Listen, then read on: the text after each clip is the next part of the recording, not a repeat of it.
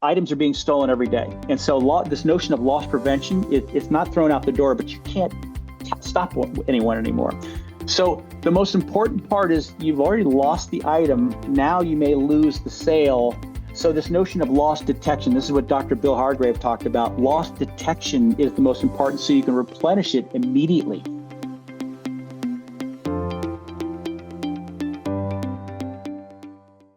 Hey everyone, thanks again for joining as always. This is JW Franz with TRG here to host the Beyond the Barcode series on the Conversations on Retail platform. So as always, very appreciative of Matt Pfeiffer and the opportunities he's given me to host this and join you all with guests like I have in the past and here today, which we'll get into here in a few minutes.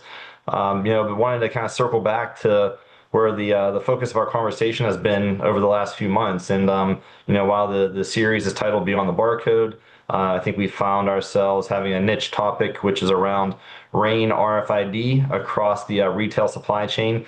And for those of you that have kind of kept track with what we've been talking about and who we've been meeting with, I won't go into all the great details, but we've been fortunate to have some of the leading OEMs like Zebra Technologies, as well as some of the leading tag inlay manufacturers like Avery Dennison on the we'll call it the ecosystem side, and then we've also had end users like PVH, some of the leading consultants like Sherpas, and then even we kind of pivoted a little bit, got away from the traditional RFID discussion and talked to some of the multimodal store intelligence providers like Simbi Robotics, but kind of wanted to come back again around full circle. And there's that one big piece of the puzzle for me that I feel like we just haven't had a chance to really talk to yet, which was within that ecosystem of partners, which was the software providers.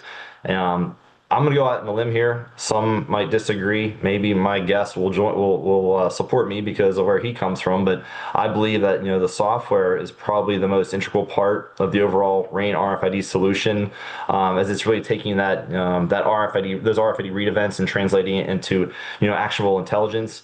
And by no means am I diminishing the role, the value of their overall partner ecosystem. And we know the OEMs and the tag providers and all the others that make up the components of the solution have tremendous value.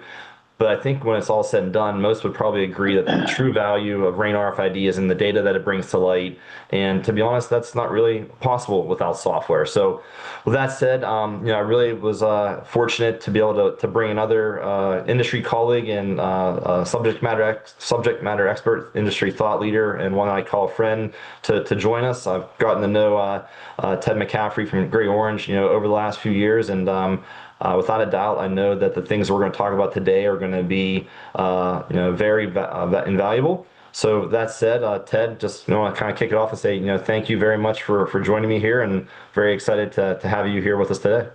JW, it's a pleasure to be here. And, we connected in many ways over LinkedIn. And I feel like, we developed a good friendship there. And then we finally met at NRF a few years ago. And now it appears we're going to be working a lot closer together, which I'm very excited about. Yeah, definitely the things that we're doing on the business side is great. And I know that we even share some of those similar hobbies. We're both Peloton maniacs. So I know we now get to talk about all things Peloton. We're not talking about RFID and whatever else. But no, I definitely want to have our audience better understand, where you're coming from in this conversation. Obviously, not just from you, but from your organization's perspective here in a minute. But I find it hard to believe that many don't know who you are already because you're so versed in this space. I know, like I said, you're out there being a subject matter expert, industry thought leader, but could you really kind of maybe help frame up the conversation from your perspective on what your background experiences were, kind of what you've been doing, and then ultimately what got you to where you're at today? And then from there, we'll get more into the who, the what, the why of GreyOrange. Perfect. Sure. Absolutely. So Ted McCaffrey, about 23 years in the Boston area, and now my wife and I moved down to Sarasota, Florida. And my life, I've been involved with retail for many, many years, but my life really started to resonate when a guy by the name of Randy Dunn, as you know very well, hired me at, let's call it Tyco, ADT, Sensormatic. Yeah, you choose the name, but we got into that space in 2004.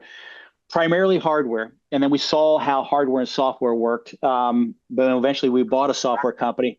but I got to watch the industry kind of slog along for many years. And when we got into software, we started to realize that, okay, there's the meaning. There's when you start to create use cases that says, you know what, that item is on that rack over here. That item is in the back, wherever it is, right? Or that item's available for omni-channel. That became a big deal. And then in 2013, I took a detour.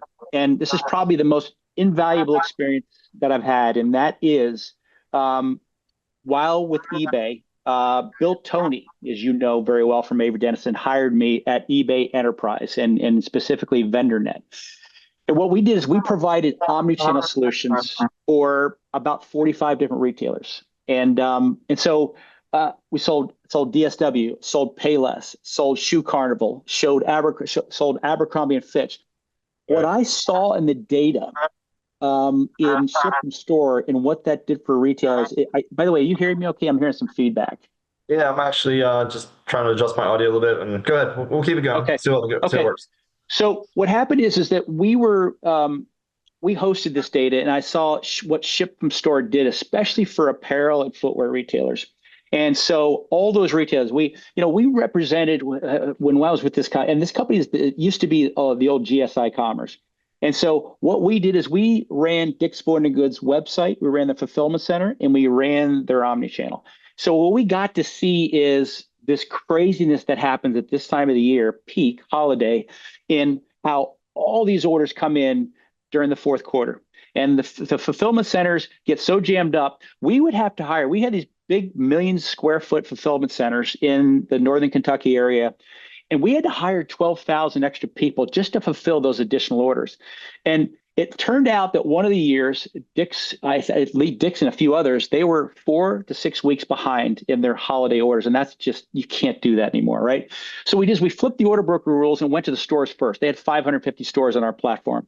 So as soon as we did that, all of a sudden, you had this relief, but all hell broke loose, because what we found is that the inventory accuracy was so bad, especially during peak, because a lot of retailers, as you know, they take the physical inventory in the beginning of the year, right after holiday. And then as the year goes on, this notion of distortion happens by 2 to 3% every month. And by the time you get to your peak season, you could have inventory accuracy of 60%. And what we're finding is with Dick's, their inventory, their pick declines in the Q4 were over 50%. And Dr. Bill Hargrave, he went and validated that when he met with them back in that time period. But the bottom line is Dick's Sporting Goods canceled $30 million worth of omni-channel orders, and they split ship between 2 different stores or 3 different stores, multi-line orders of another 7 million.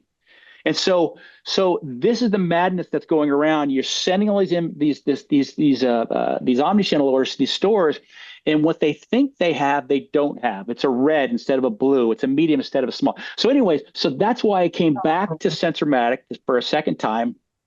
And I was loaded for bear with all the data. So it is, as more of these stores, and I think you'll see Walmart fulfills 50% of their e-commerce orders from their stores. Target fulfills 95.6% of their e-commerce from stores. And I think we're finding that's a problem because they're draining their stores, right? So, but this notion of stores being used as e-commerce fulfillment, whether it's BOPUS or ship from store, that's where I started to realize that this is real. And you not only need to understand what's in the store today and what's available today, you need to know now versus, taking a cycle count once a week. So that's kind of my path. And I ended up at GreyOrange after Randy, Brent, and a bunch of us left Sensormatic. They went to Zebra and I went to GreyOrange, and I found this wonderful little company. They've been around for 10 years. And there, you got Akash Gupta, who's the founder, smart guy. And he created the orchestration software for the robotics that's in Walmart, Sam's, H&M, Nike, a lot of different retailers. And so so that's kind of I joined GreyOrange in 2022. And so it's been a great journey so far. No, I've kind of heard some of the statistics from you in the past, just in conversations like this, and it's every time I hear it, I think it's still mind blowing to hear some of those numbers that were challenges that we're still trying to overcome. And I know we're going to talk more about GreyOrange here in a little bit in a minute, just to help the audience frame up more about the who your organization is. But kind of coming back or staying in line with kind of like Ted McCaffrey as an individual. I think you're kind of amongst an elite audience. Some that have been also guests in this show with like I think Jonathan Aiken and Marshall K, and then even JP over at Sherpas, which is I believe in the last year or two, or maybe it's both those years combined. You were named Rethink Retail's top retail expert. If I recall, can you help me understand more again, kind of what that entails and kind of what you've had to do to achieve that? It's a great group. It's a fun group of people to be a part of because they're all over the world. They're involved in so many different facets of retail, and they're all hungry for what's new, what works, what's real, what's not real. And so I remember JP and I, we were walking after one of the NRFs, and I said to him, I said, JP, we need to get into that group because that is a very, very elite group. I mean, Mark Cuban, Scott Galloway. You've got some pretty interesting people that are a part of it. But I love how they're actively out there talking about how retail is going to expand and how it's going to get better. Is self checkout the thing to is it the end all to beat all? No, it's just an additional way to help people get through the checkouts. So I'm fortunate to be a part of it. I feel like the what do you call that when you feel like you're well, I forget the term for it, but I feel like there's some people in there that are pretty damn accomplished. So I feel very fortunate to be a part of it. So Yeah, no, really yeah. cool, and we'll be sure to vote for you this coming year if the opportunity presents itself. So, Thank you. I'll be voting for you because you're one of those guys as well. So definitely, definitely. no, thank Yeah. you. Well, we'll kind of moving us along as it's always good to talk. But I'm pretty confident while most know you, probably a lot don't know who GreyOrange is. So maybe just frame that up from a high level perspective, because I know there's two different businesses at GreyOrange. I know we're going to be focusing on one side, which is more related to in-store operations, but just high level, real quick on who's GreyOrange. Yeah. So GreyOrange, 10 to 12 year old company. Two gentlemen who started off in one of the great technology universities in India. Akash Gupta is still around with our organization at SME. Both created this orchestration software for robots, and lo and behold, we're in about 6 or 7 Walmart, Sam's locations. We're in H&M, we're in Nike, we're in Abercrombie, we're in a lot of different organizations where we're helping them. Think about this. If you think about a typical fulfillment center that before automation, you had a person walking, I don't know, 19 to 20 miles a day with a cart, grabbing items for being able to pack and ship in a pack and ship station, right? So now think about the next level of that as you've got a cobot that the person now can just sit in 1 or 2 aisles, and that cobot will go along and say with the light, pick this and put that in this slot, whatever it is. That'll give you like a 2% or that'll give you like I guess a 2% efficiency, right? Um, as you move to say a pick, pack, and ship station where you've got racks and totes and cases coming to a person at a pick, pack, and ship station, that provides a level of efficiency that's just off the charts, right? So literally, you've done what many people can do. And I remember hearing there was a guy at a Walmart fulfillment center. He said, I didn't lose my job because of automation, but I gained 20 pounds. So he's not walking those those miles that he used to walk every day. So we've been doing this. We're very good at it. And then H&M said to us, "You've done so well for us in our fulfillment center or in our fulfillment centers. Can you automate our stores? We've already got RFID, we've got handhelds, but how can you create an autonomous scenario there?" And so we have done that. We're going to be in over 1,000 H&M stores. And essentially what we're doing is, and here's the interesting thing, is that with this technology, someone referred to this as an inflection point. And an inflection point is a change in the universe that allows companies to leverage it in certain ways. And the example I use is the iPhone 4S came up with the GPS locator chip, the iPhone 4. And what that enabled Uber and Lyft and DoorDash to do is to understand where a driver and a rider were within a meter of each other. Well, as you look at autonomous RFID, what we're able to do, the inflection point for retail, is we're able to locate a GPS, a product, know where it is in the store at any point in time, and get an associate to go find it at any point in time. And that is a huge change. And when you can get positioning and location, you know where things are, that is the big change that a lot of retailers are looking for. So, yeah, no, very, very cool. To hear your perspective, and it kind of aligns with in some ways with some of the the past guests, friends, industry colleagues that we've talked to, and as we've been talking about this maturity, this market shift in RFID, and how that is starting to move from traditional handhelds to more overhead based solutions. And I'm not saying one's replacing the other by any means. I know they're not, and certainly I've heard you say many times they're going to continue to coexist for a long time. But from your perspective, though, kind of what's driving the next generation use cases in the market demand? There's a demand for overhead solutions, but solutions includes hardware and software. So what are you seeing that's really moving us into this next evolution? well, first of all, you said it right in that one will not be replacing the other. The analogy I use is energy. You think to yourself, everyone thinks that solar is going to replace, gas and coal and all that. No, it's just one. It's not going to be sunny every day, so you can't rely upon solar. Same thing with wind.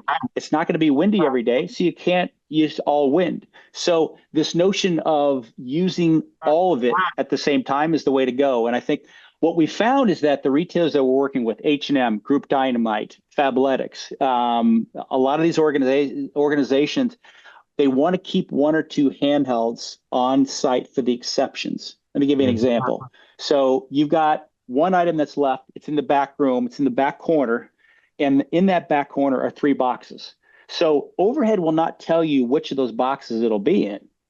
So if you can use the handheld to Geiger in, you can find which box it's in. So I say that overhead shows you where, mobile gets you there. And so that's the beauty of it. So for someone like a Zebra that has all these handhelds, thousands of stores, when they add overhead, that's an and as opposed to or, and that's what I love about it. So it's a great complement to have both of those at any point in time.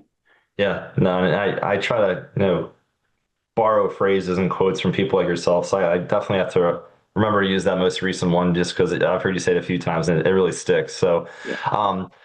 so we're talking about this adoption for new demand. We're seeing this shift. But what are the technological advancements that GreyOrange is seeing? From not just so much the tags, but more so related to the infrastructure, because we talk about silicon advancements in the tags, ICs, but silicons in the readers. So I know that there's other OEMs that are out there, our OEMs are out there, sorry, that you're partnered with. Some you might be competing with, but what are you really seeing that they're doing that's really helping take advantage of this demand? Well, let me just tell you, I learned a lesson from a deal that I lost, or a pilot I lost back in 2017 with DSW. DSW has a scenario where they've got 20% of their inventory is the clearance section.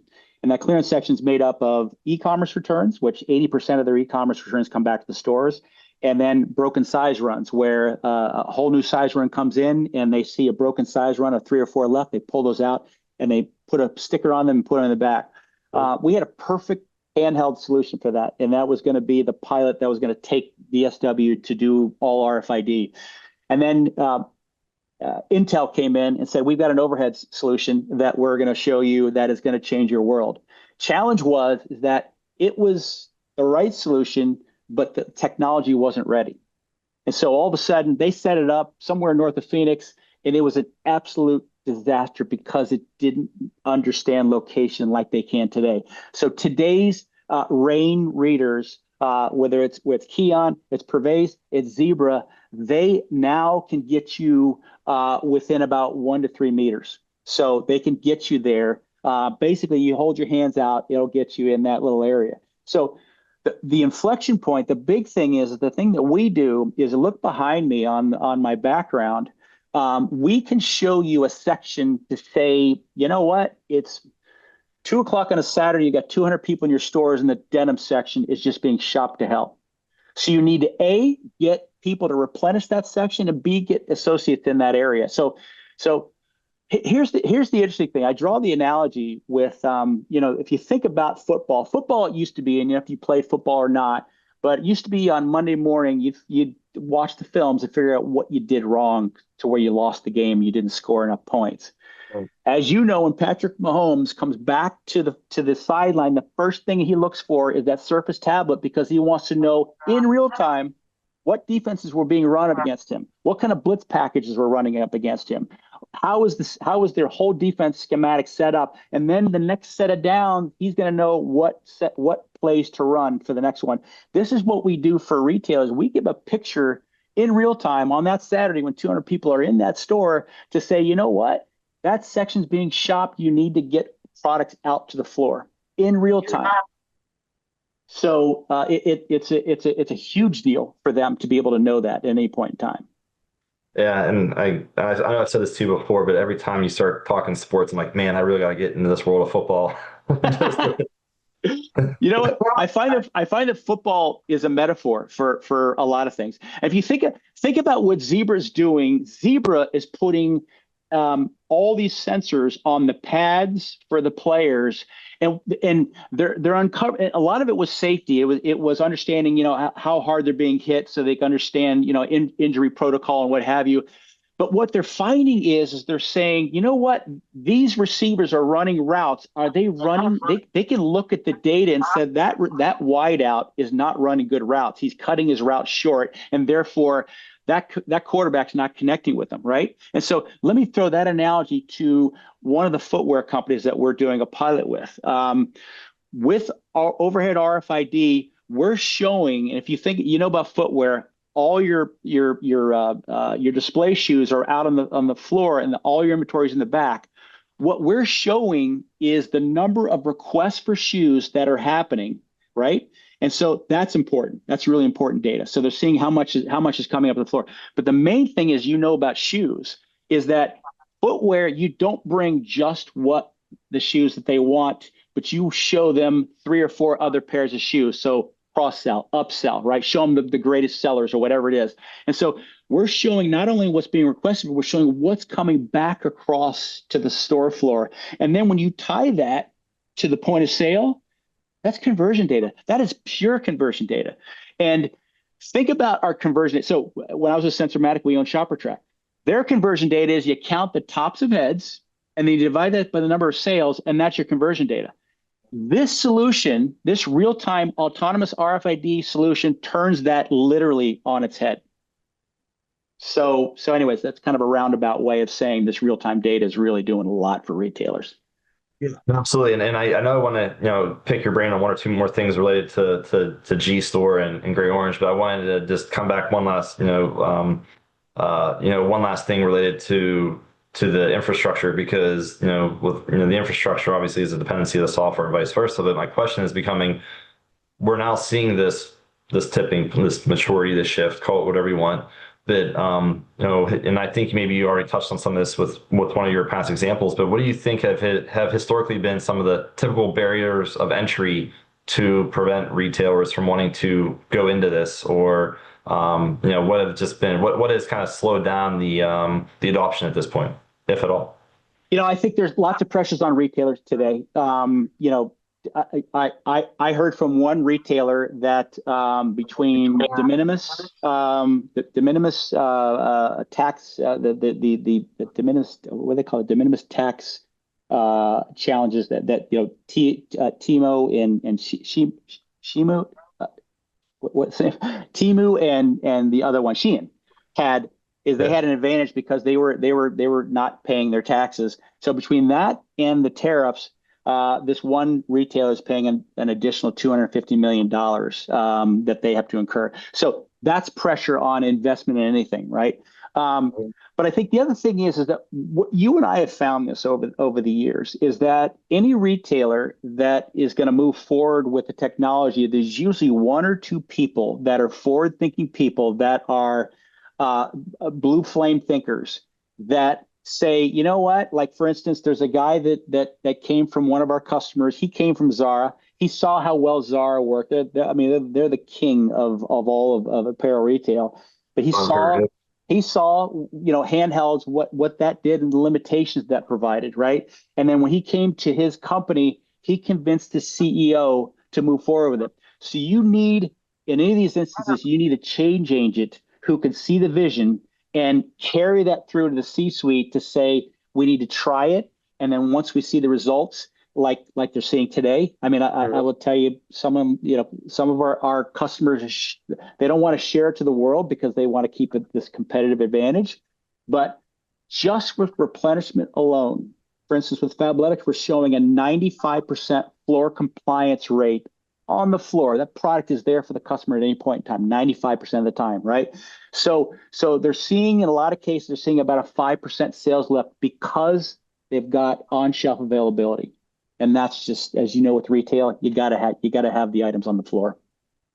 Yeah, and even one of the things I know you and I talked about last week as it related to some of the other things that might be slowing the investment down was help me out here, was with the overall cost of installation, because historically when you have very large stores and you have a lot of required infrastructure and cable runs, that that could have been a barrier to entry for we'll say the retailer is not of the right profile for these types of solutions, because you're going to have different profiles that are better suited for this type of solution, those that are not. And I know that we'll talk a little bit more about that here in a little bit, but no, if we kind of look at what's maybe a little bit different nowadays in terms of what others have not been doing. So when you're talking about handhelds, there's only so much you can do, obviously, and then when you move to overheads, that's opening up a whole new world of use cases and giving you an influx of data to do all these different things. What are you seeing though from GreyOrange in this ecosystem of software providers, right? There's others that are very mature in this space. Some haven't embraced overheads as much as you have yet. Some, I think, are on that path to doing it. But from what is it that you're seeing that you're enabling retailers to do now that they couldn't do previously, which has been most widely adopted? So this notion of creating a digital twin with the store. And so literally like I said, in back of me, I'm showing a schematic of the store to say, you know what, this is the health of your store. You can do what Patrick Mahomes does in the middle of a day. And this is, what's interesting is that Zara, there was an article in the Wall Street Journal where Zara has their own applications that enable their managers to say, you know what, I'm in Lower Manhattan and I'm finding that the blouses, the polka dots are not selling well, and those are on display. I'm going to go to solids. But Upper Manhattan, Upper East Side, it's completely different. Polka dots are selling like crazy, right? And so being able to enabling your managers to make decisions regionally, locally, statewide, countrywide, not based upon a company planogram, but based upon what they're seeing, because they're the eyes on the ground. But to have an application that validates how you're doing things or invalidates that you're doing something wrong, that's a huge deal. The other thing is that labor, as you know, is a problem because you've got constant turnover in labor in retail, as you know, and this notion of training people on how to use these handhelds, that's a challenge, right? But when you've got an overhead system, I call it. I've watched Top Gun Maverick so many damn times, but my favorite saying is, "Don't think, only do." And this is what autonomous RFID allows the associates to do. Don't think about it. We'll just tell you exactly what we'll tell you, not only where items are, but we'll give you a pick path on where to go find those 70 items you need to pick for omni-channel, right? Yeah.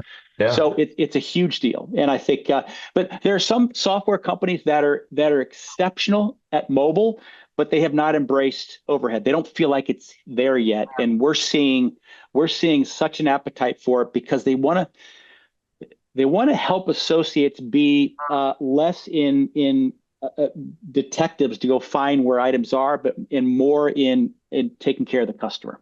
Okay. Well, before I want to get to another topic, which is I think what people would appreciate more, which is around not appreciate more, what people would appreciate, which is around the customers, the use cases, the ROI. You said something, and it was a question I want to ask you in the very beginning, but I forgot to ask you. So I'm going to kind of go back a few steps. I apologize. Um, so if I go back to your LinkedIn profile, which is very comprehensive, and I think you said you started at GreyOrange in 2022.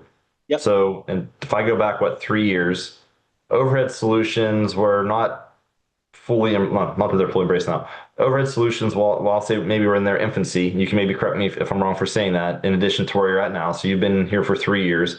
So if you go back to 2022, what was that moment that said to you, you know what, I'm going to go and try something different, which is overhead solutions versus handhelds, and what did you see back then, and how does that align with kind of where you're at today?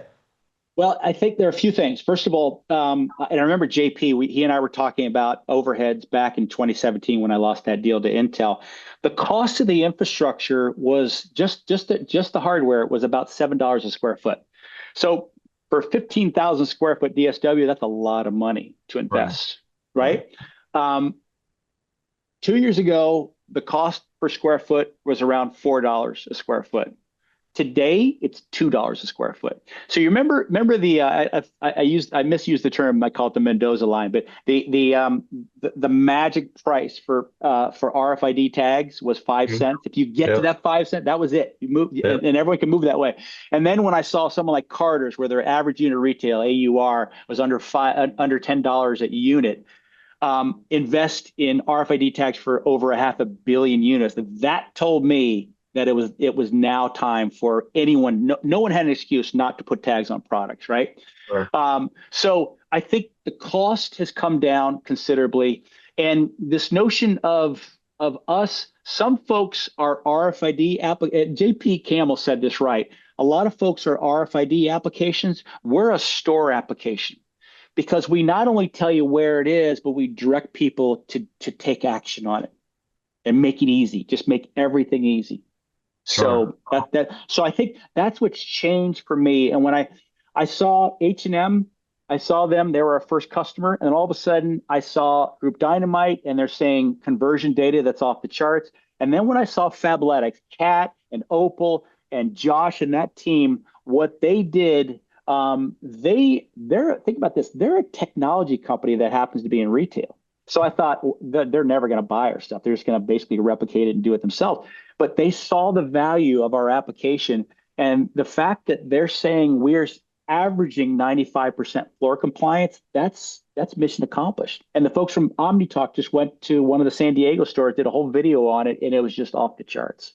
Yeah. And to be honest, that was actually something I just watched last night, and then again and again this morning, because it popped up on my LinkedIn feed, and I wanted to ask you about that as well. So I think that this is kind of like the perfect segue then, which is into the last topic that I had with you, which is around customers, which you've clearly referenced now a few of them already, the use cases and the ROI. So is of the H&Ms, of the Fabletics, and the others that you mentioned, are they all doing something very similar, something very different, or how are they? I mean, can you just talk about about the use cases across your different customers first, then we talk about ROI and such?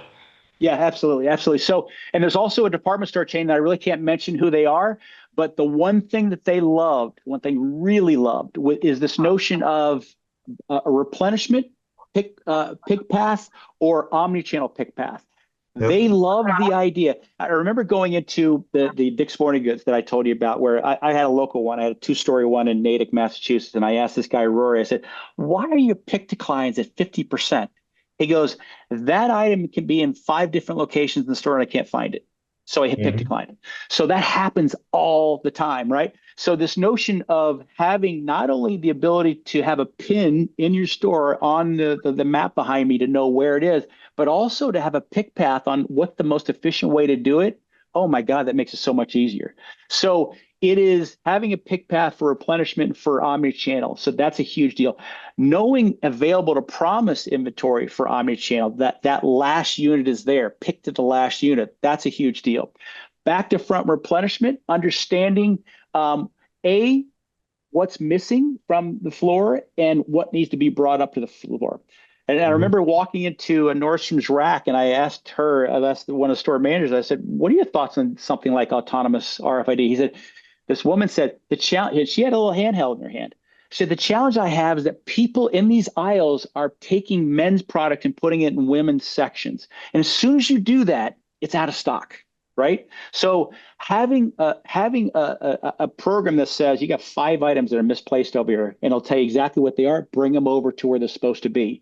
So it helps you organize the floor so that you're set for the customer. You're ready for the customer at any point in time, and you're saying yes. And then saving a sale, being able to in the aisle say, you know what, it's not in the store, but I can have it sent to you from another store or from the fulfillment center. So it's all about saying yes to the customer in many ways, and that's what it's Yeah. doing right now, and it's giving you visibility like you've never had before. So coming back to then, like I said, those few customers that you've thrown out there a few times, are they all doing something very similar, or is one doing something that the other just hasn't thought of yet? And I don't want you to disclose things that you can't, but just generally speaking, is one kind of leapfrogging the other in terms of what the next generation use cases are with solutions like yours? So they're all basically doing the same type of thing. They've got readers in the back, readers in the front, so they know where things are at any point in time. And then they want to know replenishment. They want to know omni-channel availability.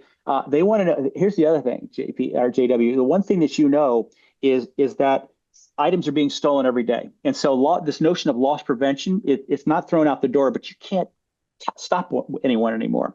So the most important part is you've already lost the item. Now you may lose the sale. So this notion of loss detection, this is what Dr. Bill Hargrave talked about. Loss detection is the most important so you can replenish it immediately.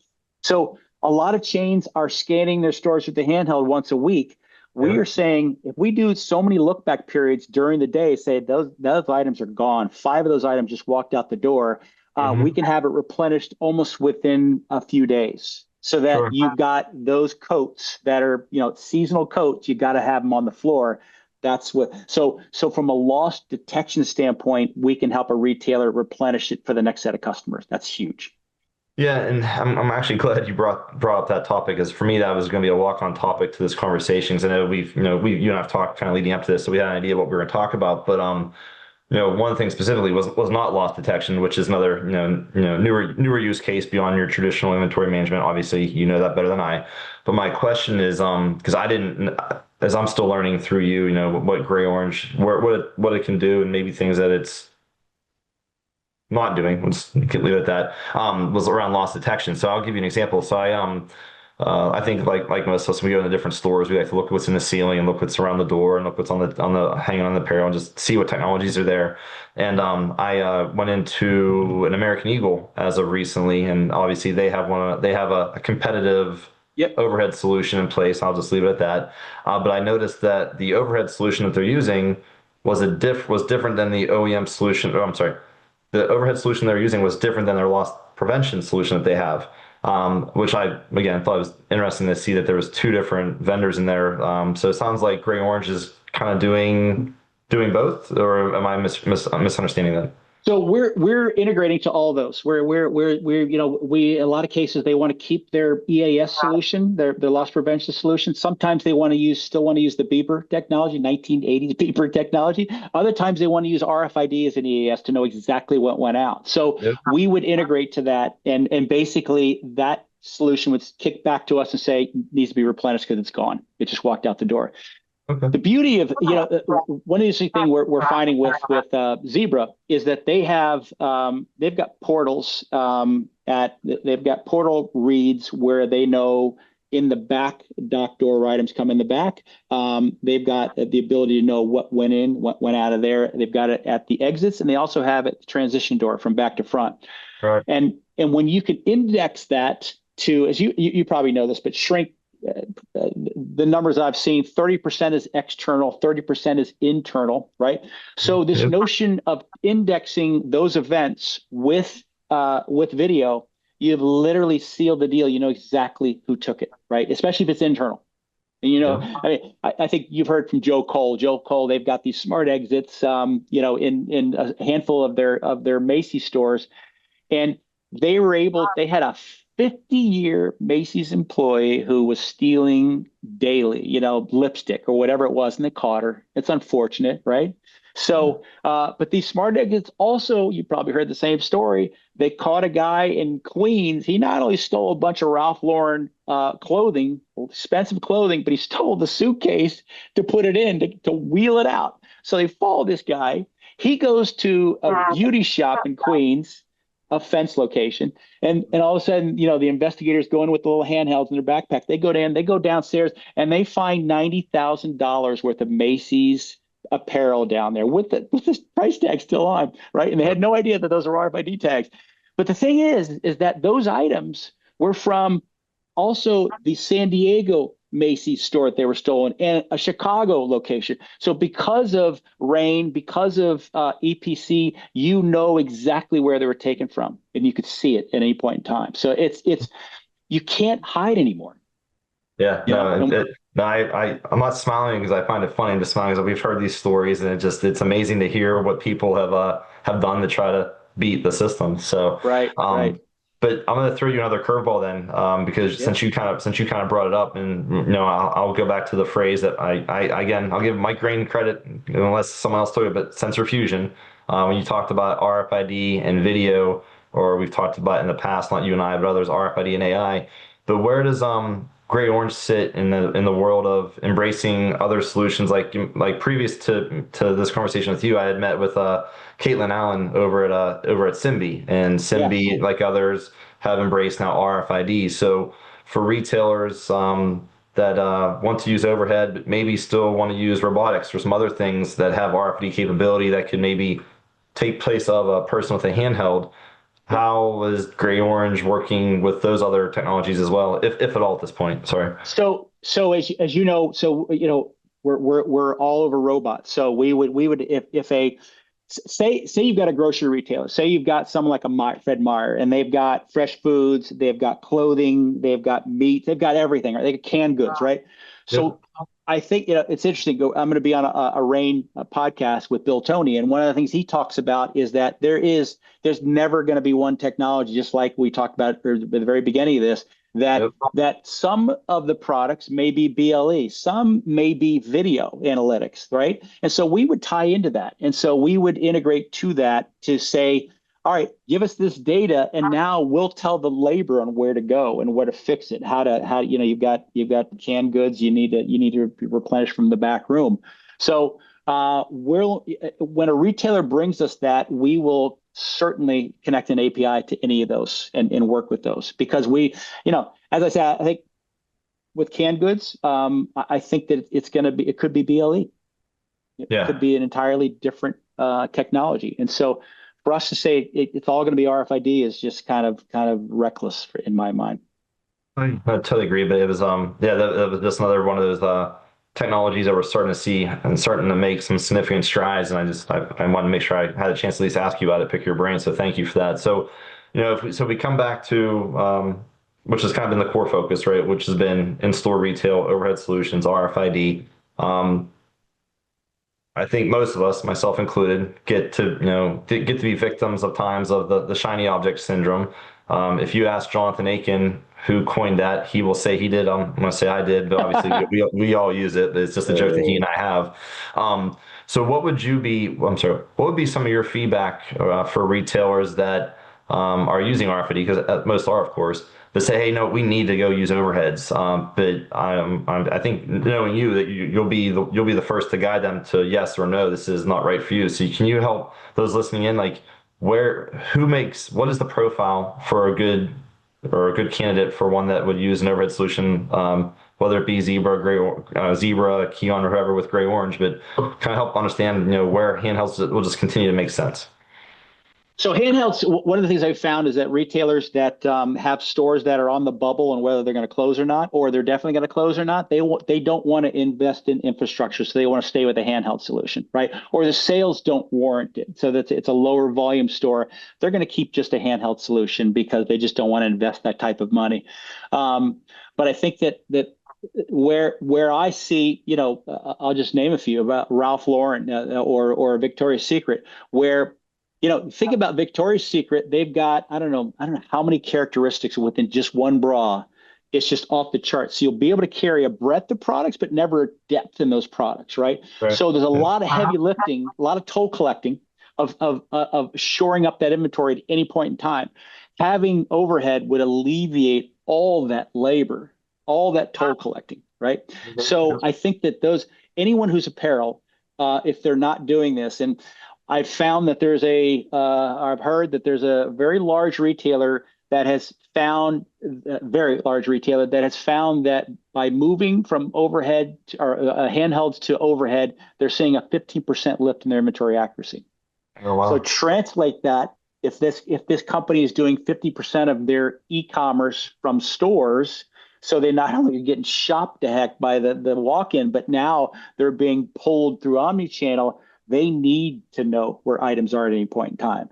So I think that having we're speed is the new commerce of business, and we have to know things right away. We can't just rely upon weekly data to anymore. Handhelds was a huge step in helping the inventory accuracy, got you to a great point. Now we give you real time data so you can pick to the last unit for the customer, and that's a huge deal. No, no, really cool stuff. And I was trying to keep track of our time and sake of audience. I know that, we can continue the conversation, but as we kind of bring ourselves to a close here, it's hard to believe it's mid-November. 2025 is almost over, which then means we all get very busy again next year with NRF and beyond. I know that I'm gonna see you and amongst others at NRF, but kind of in closing, was there anything that we didn't touch on, or anything that you want to kind of give a sneak peek to as to what's coming this coming year with GreyOrange, whether it be at NRF or other things beyond? Well, I think that once you have an idea of where inventory is, and if you're very confident in that data, this is where I'm gonna use those two letters, AI, agentic AI.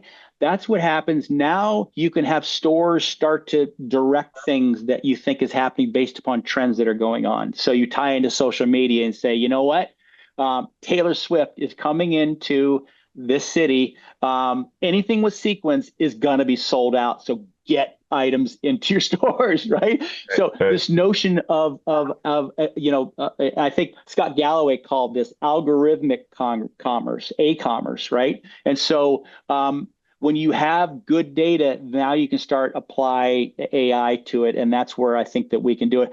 We're also going to be in the Zebra booth, and if you've ever been in the Zebra booth, it looks like an ant pile. There's so many people, there's so much energy, there's so much going on, and we're going to be in that booth with Crave Retail. So it's going to be a fun event. So 3303, come see us, and I'll see you there as well. Yeah, I know TRG is going to have a pretty decent sized booth, pretty close. So I have no doubt that we'll be seeing each other from not too far away. So definitely appreciate the time as always, and good talking to you. And then I know we'll talk soon, but I look forward to seeing you again face to face at NRF next year. JW, thank you so much. Appreciate your time. Appreciate you having me. Take Yeah, care. likewise. Thank you Take care. much. Bye now.